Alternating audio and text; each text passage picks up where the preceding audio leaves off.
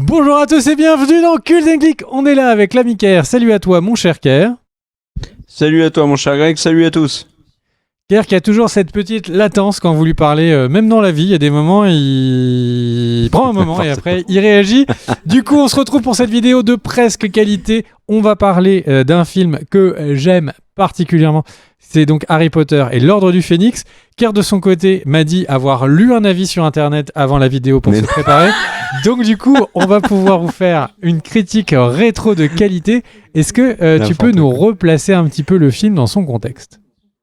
Oui, alors le film Harry Potter donc fait suite à la Coupe de Feu. D'ailleurs, vous pouvez retrouver la critique des différents films Harry Potter sur la chaîne, et la Coupe de Feu, on l'a fait il y a pas longtemps. L'Ordre du Phénix, donc c'est un film réalisé par David Yates. Si je dis pas de bêtises, David Yates était déjà non, c'est le premier film de David Yates. C'est important de le préciser parce que c'est lui qui a fait tous les suivants, mais qui a fait également les 3 Animaux Fantastiques. Donc depuis qu'il a pris en main l'Ordre du Phénix, il n'a plus lâché la saga Harry Potter et les Animaux Fantastiques. Au scénar, on a Michael Goldenberg et juste voilà, comme ça pour vous le dire, il a gagné 2 prix, un People Choice et un Teen Choice Awards. C'est pas des prix de ouf. Et il est sorti quand même, parce qu'il faut contextualiser un petit peu, le 11 juillet 2007 en France. Et plus tard dans la vidéo, je vous parlerai de son succès en salle. Mais j'ai envie, mon cher Greg, que tu me dises pourquoi tu as aimé l'Ordre du Phénix. Parce que je suis très impressionnable et que beaucoup de gens l'aiment bien. Tu sais que j'ai regardé les critiques moyennes, c'est moyen, hein, l'Ordre du Phénix. Hein. Les gens sont trop durs. Non, c'est un film dont on va parler, c'est un film que j'aime beaucoup, c'est un de mes films préférés, il est dans mon top 10 des films dans l'univers Harry Potter. Et non, c'est vraiment un de mes films préférés de la saga Harry Potter et j'ai hâte de vous expliquer un petit peu pourquoi. Déjà, ce qui est surprenant quand on pense à ce film et quand on pense au livre, c'est que c'est un des livres les plus longs. Il fait 900 pages, si je ne me trompe pas, dans l'édition que j'ai. Et par contre, c'est le film... Alors, il y a une petite technicalité que messieurs les arbitres, j'espère, ne me reprocheront pas. C'est qu'en fait, c'est le film qui est le deuxième plus court. Mais comme le dernier film, donc Harry Potter et les Reliques de la Mort, numéro 2, est le plus court, mais que c'est un film en 2 parties, dans ma tête, c'est le film le plus court. Ce qui en soi est assez étonnant, puisque ça sous-entend a raison que c'est un film qui a eu un scénario, en tout cas qui a coupé. Alors c'est plus que l'insécateur, c'est vraiment un film qui a été c'est katanaïsé au niveau des intrigues. Alors il y a beaucoup de choses qui ont disparu, mais encore une fois, je sais que c'est pas l'avis de tout le monde, puisqu'on en avait parlé, et c'était notamment beaucoup dit dans les commentaires de la vidéo de la Coupe de Feu. Il y a beaucoup de gens qui avaient trouvé que c'était dommage, que beaucoup trop de choses du livre avaient été mis de côté. Et en fait, comme c'est une adaptation cinéma et que le but du jeu, c'est que ce soit un bon film cinématographique, ce qui n'empêche rien que le livre peut être un très bon livre, et ben en fait, moi, ça me va. Évidemment, ça veut dire qu'il y a plein d'aventures qui se passent avec les personnages qu'on ne verra pas, en vidéo, j'entends, mais en fait, ça en fait un film qui est très concis, un film qui porte énormément, et du coup, ça en fait vraiment une des qualités, une des raisons pour lesquelles j'aime énormément ce film. Un film qui est circoncis. C'est concis. Tu as trop regardé le flambeau et le conspirationniste. et donc, en fait, c'est un film qui, en fait, est concis et en même temps, c'est porter énormément de thématiques. Et à la fois de thématiques qui sont très visibles, mais à la fois de thématiques un petit peu cachées sous l'océan. Déjà, j'ai mes notes en fait. Si je regarde en bas, c'est pas parce que voilà, j'ai honte de regarder la caméra, quoique ça arrive parfois. C'est plus que j'ai mes notes. Et donc en fait, il y a déjà, c'est pour moi, c'est le film du passage à l'âge adulte. Alors certes, on peut dire que La Chambre des Secrets, c'est l'arrivée de Harry Potter sur quelque chose de plus mature. Ça, c'est une chose. Évidemment, la Coupe de Feu, c'est le tournant, c'est la mort de l'adolescence avec littéralement la mort d'un adolescent. Mais pour moi, ce film, c'est le passage à l'âge adulte et on va en parler. Déjà, tout simplement parce que le film démarre sur quelque chose qui est donc vraiment pas la campagne anglaise, mais en tout cas les suburbs, la banlieue profonde anglaise, avec cet ennui de l'été. Alors j'espère que vous n'avez pas vécu ça, mais l'ennui de l'été où on sait pas trop quoi faire et l'été avant l'école commence à être un peu long. C'est des choses que j'ai connues adolescent et donc ce début, même s'il est court, me parle bien. Et en fait, le truc, c'est que cette adolescence, cette fin d'adolescence, cet ennui qui peut se faire sentir parfois, eh ben, il est chassé, il disparaît par notamment un tourmenteur qui va attaquer un humain, mettre Harry, créer toute une succession de précipitations au niveau du scénario, mais qui concrètement sort Harry de son adolescence qu'on aura de moins en moins, et que vraiment ce film va tuer au fur et à mesure de son déroulé. C'est un film où Harry ne fait que perdre des choses. C'est-à-dire qu'il a un semblant de rapport paternel avec Dumbledore. Dumbledore fait exprès en permanence ne pas être au contact d'Harry pour pas que du coup Voldemort essaye d'utiliser leur connexion cérébrale et de voir ce que Dumbledore fait. Donc la connexion père est coupée. Du fait qu'il doit apprendre l'occlumencie, ça le coupe. Il fait beaucoup de travail avec Cerberus et ça le coupe un peu de ses amis. Donc aussi il est coupé un peu de son père potentiel, il est coupé un petit peu de ses amis. Il est littéralement torturé par Dolores Sombrage, qui tout au long du film donc le torture à la fois psychologiquement mais en même temps physiquement. Il a une espèce d'espoir d'avoir une relation amoureuse et c'est détruit puisque au final son love interest, eh ben il pense qu'elle l'a trahi en trahissant. Trahissant. Je pense que ce terme, non, il est pas voté par l'Académie française. C'est un mélange de trahison et de paysan. Ouais. Et donc au final, vraiment, le film ne fait que retirer des choses jusqu'à la fin, évidemment, le pire, où du coup on lui retire son oncle, vraiment son père par adoption dans Sirius. Et après, ça termine carrément par un viol mental. C'est Dumbledore. C'est évidemment Voldemort. Qui rentre dans son esprit.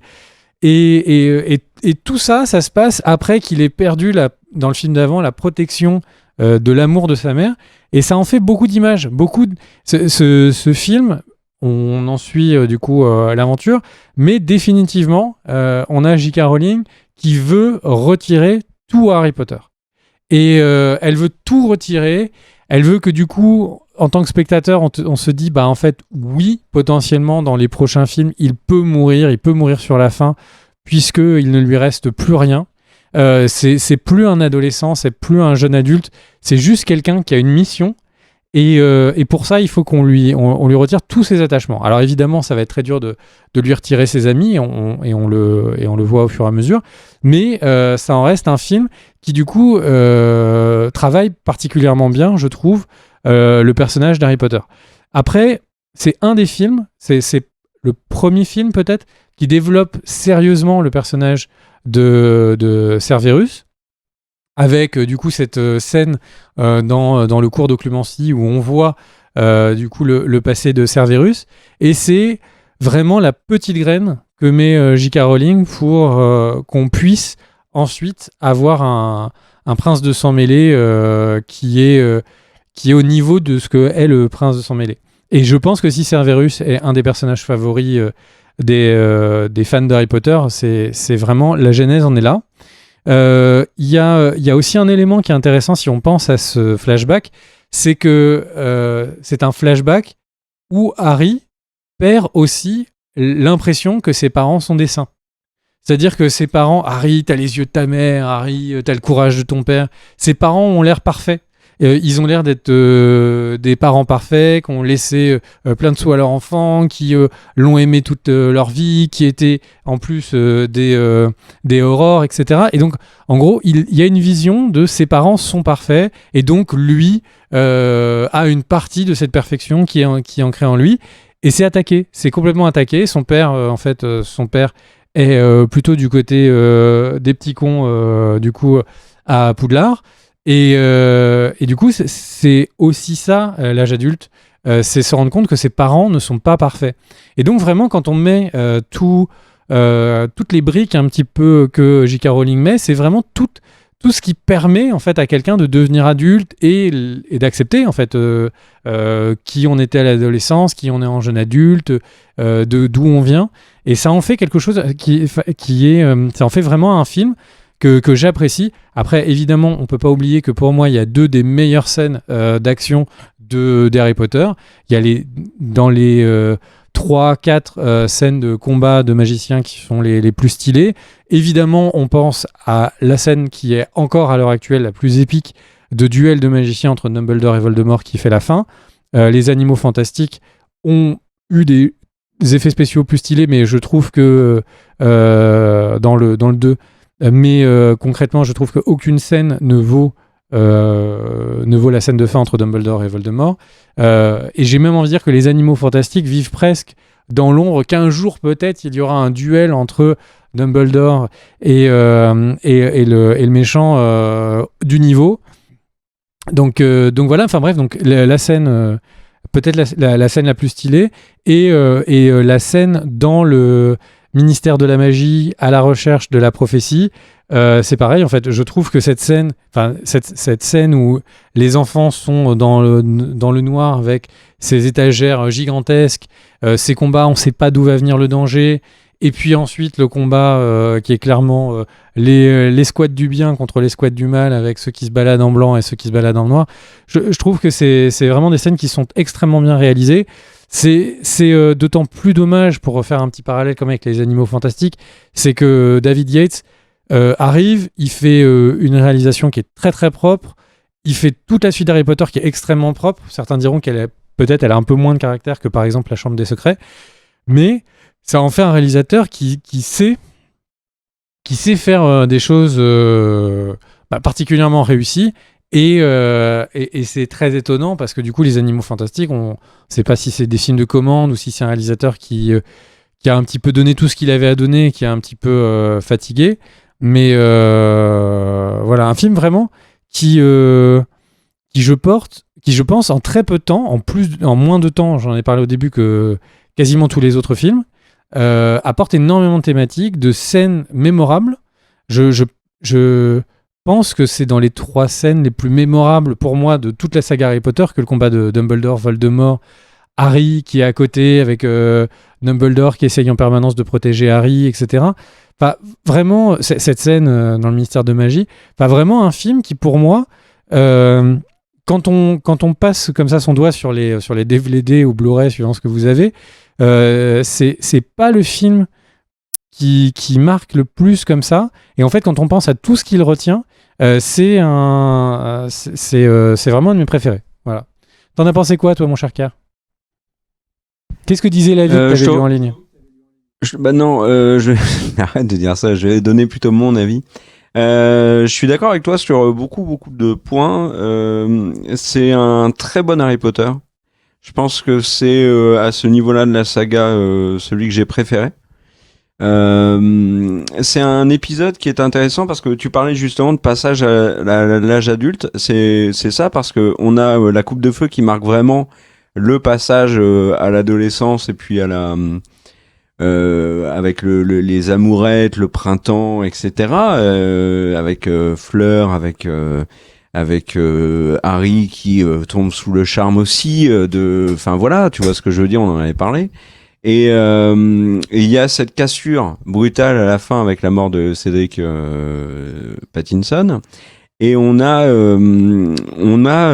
avec l'Ordre du Phénix, vraiment, je trouve, c'est plus l'adolescence. Ils se sont encore des adolescents, mais des adolescents confrontés à la dure réalité du monde adulte et du monde adulte dans un sens un peu pas conspirationniste, mais tu vois le côté ministère, le côté avec la nouvelle directrice de l'école dont j'ai oublié le nom, Dolores Ombrage.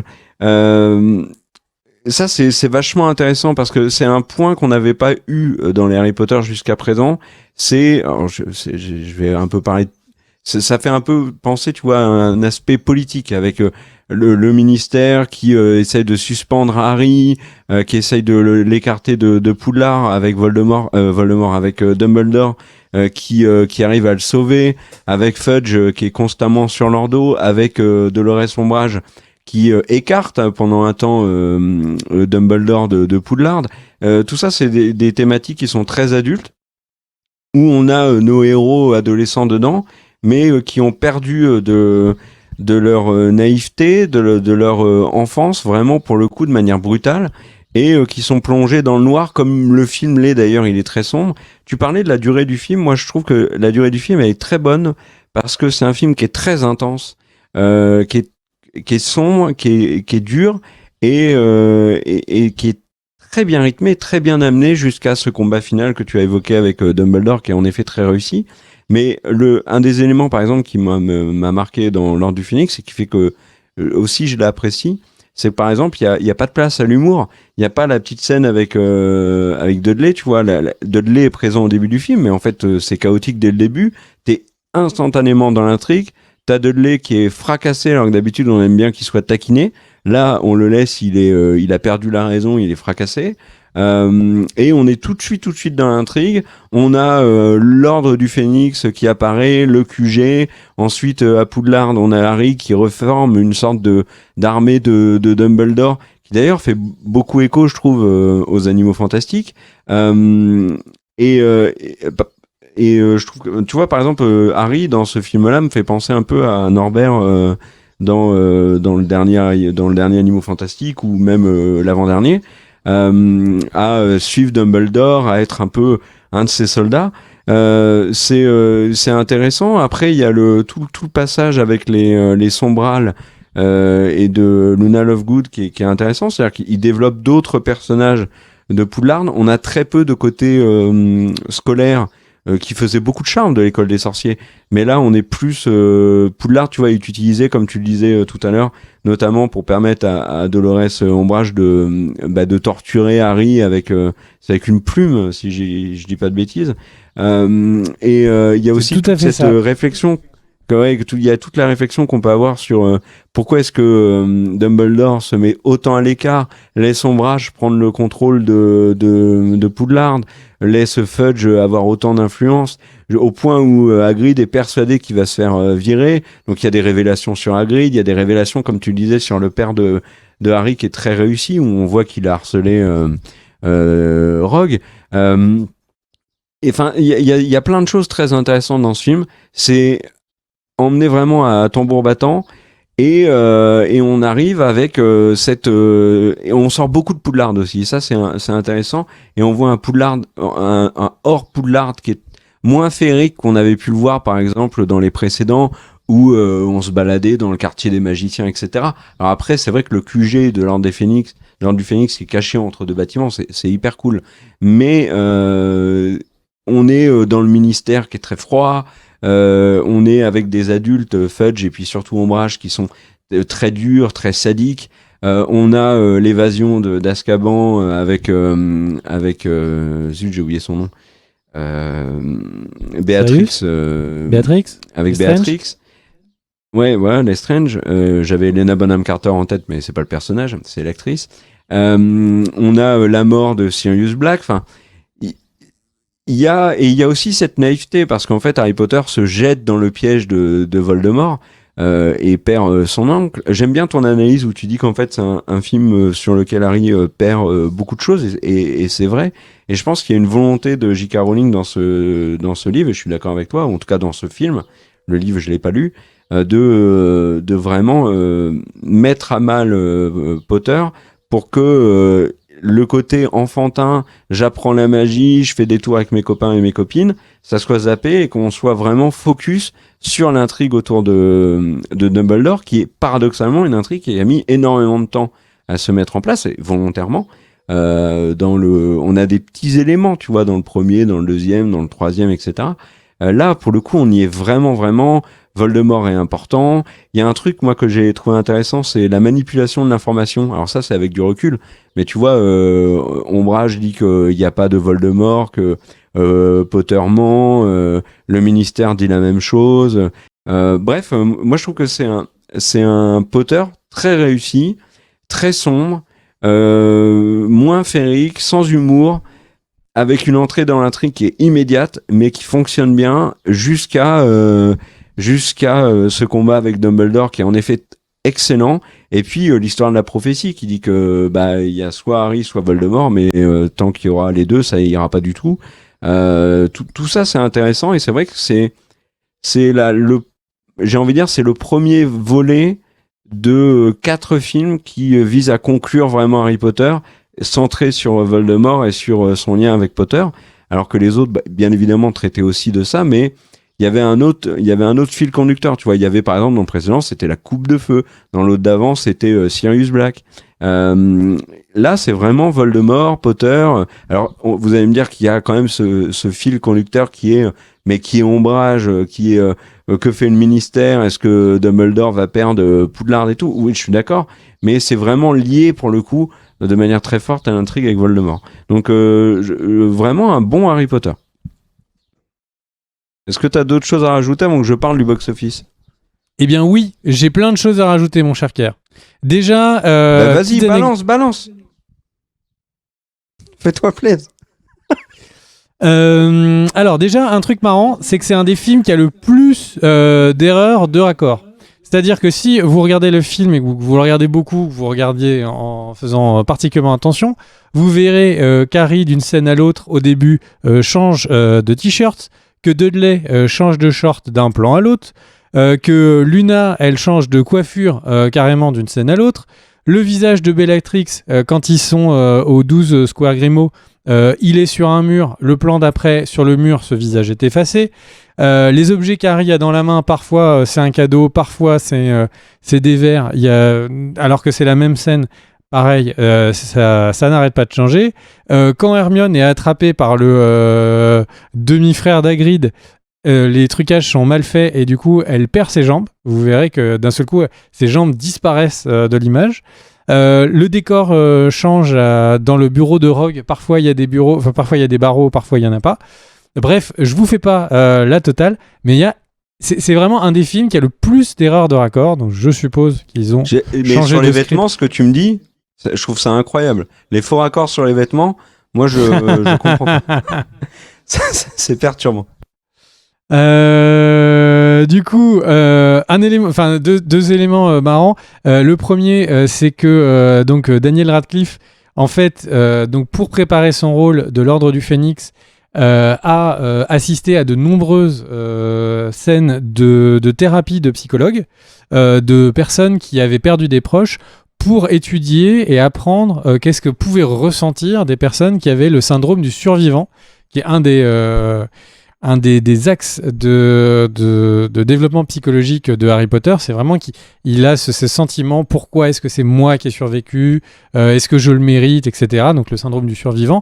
Et donc pour le préparer, il a passé son été et quelques mois de préparation chez un psy. Ensuite, c'est Luna Lovegood. Il y a eu plus de 15 000 petites filles qui ont participé en Angleterre au casting, donc un méga casting. Et en fait, donc, Evana Lynch, donc elle a eu le rôle. Et pour la petite anecdote, alors je ne sais pas si c'est vrai ou pas, mais même J.K. Rowling a dit cette info, donc c'est pour ça que je pense qu'elle est vraie, mais sans être sûr. En gros, elle lui avait écrit de nombreuses lettres, juste en tant que fan, pendant des années. Et après, quand le hasard a fait qu'il y avait un rôle qui pouvait lui correspondre, qui est venu, elle a participé au casting. Et la belle histoire. Coup, elle avait déjà un peu une histoire avec donc du coup J.K. Rowling. Toi, tu veux rajouter quoi sur le box-office ? Eh ben moi je veux parler du box-office parce que le film a rapporté 938 millions de dollars aux États-Unis. Il a coûté beaucoup moins, dans les 200, 300 à peu près. Et il y a eu on en a déjà parlé dans une des vidéos, mais comme c'était vraiment le film qui était pris en exemple, il y a eu une étude qui a été menée par un journaliste sur le box-office et sur la rentabilité des gros films en salle. Et en fait, le postulat de cette étude, c'est de dire que les gros films, même si ce sont des cartons, la plupart ne sont pas rentables au cinéma. Alors vous allez me dire un Avengers, un Avatar, bien évidemment, Mais là, par exemple, avec 938 millions de dollars, le mec a obtenu, donc au bout de nombreux mois, il a obtenu tous les chiffres et toutes les dépenses de la Warner sur le film et sur les recettes. Et en fait, il a montré qu'avec 938 millions de dollars au box-office à travers le monde, eh ben, la Warner avait perdu plus de 100 millions de dollars au final sur l'exploitation du film en salle. Ce qui veut donc dire que pour qu'un film en salle soit vraiment, vraiment rentable, il faut plein d'éléments qui se mettent ensemble. Alors là, un des problèmes d'Harry Potter et l'Ordre du Phénix, c'est qu'il n'a pas énormément marché aux États-Unis. Il a rapporté que 293 millions de dollars. Et en fait, le fait qu'il ait fait la plupart de ses recettes à l'étranger, ben c'est pas une bonne chose pour la Warner, parce que qui veut dire étranger dit énormément de taxes, dit des frais de transport. Il y a des impôts particuliers selon les pays. Il y a le partage des recettes qui varie aussi beaucoup. Les studios américains sont excessivement satisfaits d'une majorité de recettes sur leur territoire. Et en fait, c'est très intéressant de lire cette enquête, parce qu'on se rend compte qu'en fait que les chiffres du box-office sont complètement manipulés. Donc ça, c'est pas ce que disait le journaliste, hein, c'est moi qui l'analyse comme ça, parce qu'on va souvent, par exemple, dire Harry Potter et l'Ordre du Phénix, c'est un énorme carton. Regardez, 938 millions de dollars, mais dans les faits, eh ben la Warner a perdu de la thune. Parce que quand on analyse un chiffre brut comme 938 millions de dollars, c'est pas du tout ce que touche le studio. Et on l'oublie, ça. Et très souvent, par exemple, et c'est encore le cas aujourd'hui, mais c'est pas de la faute des personnes qui font la remarque, c'est pas de votre faute, mais on oublie qu'il y a d'énormément de dépenses qui ne sont pas prises en compte. Par exemple, on nous donne souvent que 2 chiffres. Le box-office et puis le budget. Mais ça veut rien dire. Le budget, ça n'est qu'une partie. Ça n'est même pas la moitié de ce que coûte un film réellement au studio. Parce qu'il y a derrière la com, il y a les taxes, il y a énormément de taxes. Il faut payer les copies. Il y a des pays qui prennent énormément d'argent sur les recettes. Par exemple, la Chine, c'est très compliqué pour la Chine. Et il faut aussi, bien évidemment, prendre la part des exploitants de salles. Donc, l'étude avait été faite sur l'Ordre du Phénix et c'était intéressant. Si vous pouvez retrouver cet article, eh ben, n'hésitez pas à le faire. Parce que ça donne une lecture du box-office qui est extrêmement intéressante. Voilà. Et en France, il a bien marché. Il a fait 6,2 millions d'entrées. Mais c'était une époque bien différente de maintenant pour le cinéma. Voilà, mon cher Greg, ce que j'avais à dire. J'espère qu'il n'y a pas eu de faux raccord dans la vidéo. Hein.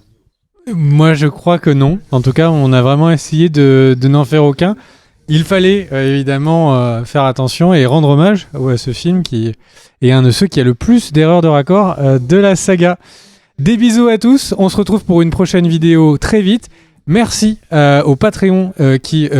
merci au Tipeee. Non, c'est Tipeee. Dans la vidéo Jurassic Park, j'ai remercié chaleureusement les gens qui nous soutiennent sur Patreon, alors que nous n'avons pas de Patreon. Il faut que j'arrive à me le mettre en tête. Donc merci aux gens qui du coup nous soutiennent sur Tipeee, voilà.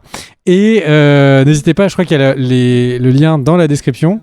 N'hésitez pas à vous abonner à la chaîne. Nous allons évidemment terminer les autres Harry Potter dans les semaines, mois à venir. On verra un petit peu en fonction de l'envie. Nous verrons. Décennies, peut-être que nous devrons sur notre ligne mort donner les secrets à nos enfants pour qu'ils puissent finir cette vidéo.